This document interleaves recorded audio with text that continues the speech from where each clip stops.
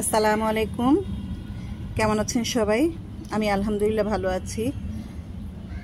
এটা ঝড় বৃষ্টিতে ভেঙে পড়ে গেছিল, তো যাই হোক, আজকে আমি কিছু কলমি শাক হারভেস্ট করতে এসেছি।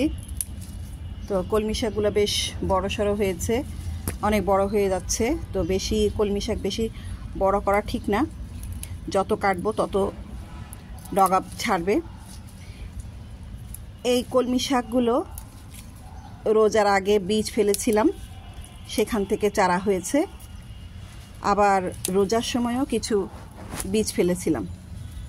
তো আপনারা দেখতে পাচ্ছেন যে বেশ এখানে এই যে এইগুলা সব চারা থেকে হয়েছে, কিন্তু মাথাগুলো অনেক বড় হয়েছে। এখানে কিছু চারা লাগিয়ে দিয়েছি, এখানেও কিছু চারা উঠিয়ে রেখেছি, রিপোর্টিং করব। এই যে এখানে আরও আছে আরেক সাইডে, তো এখান থেকে তুলে তারপর আরেক সাইডে যাব।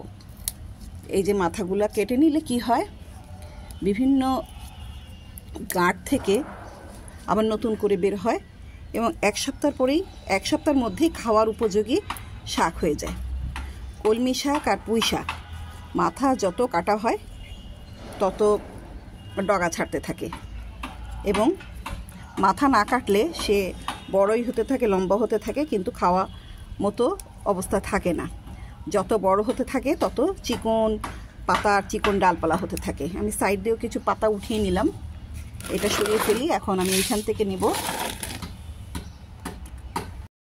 এই শাকগুলো রিপোর্টিং করা হয়নি, দু একদিনের মধ্যে রিপোর্টিং করে দেব, কারণ এগুলা বীজ থেকে চারা করার জন্য রেখেছিলাম।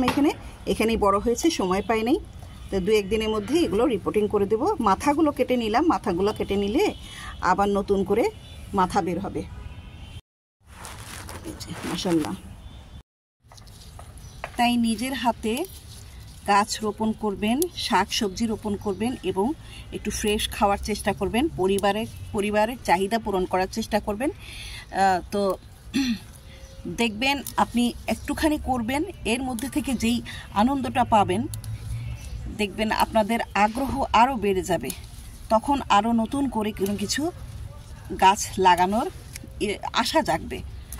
এখন এখানে দেখেন আমি কলমি শাক তুলে ফেলেছি, এই জায়গাটা অনেক ফাঁকা হয়ে গেছে। এখন দেখা যাচ্ছে, দেখেন কত পুদিনা পাতা হয়ে আছে এবং কত হেলেঞ্চা শাক।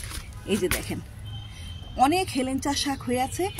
এই শাক আমি আজকে পারবো না, আরেকদিন হারভেস্ট করব, কারণ আজকে যদি আমি আরও এত শাক নেই তাহলে এত একসাথে খেতে পারবো না। তা আরেকদিন নিলে আমার আরেকদিনের চাহিদা পূরণ হবে।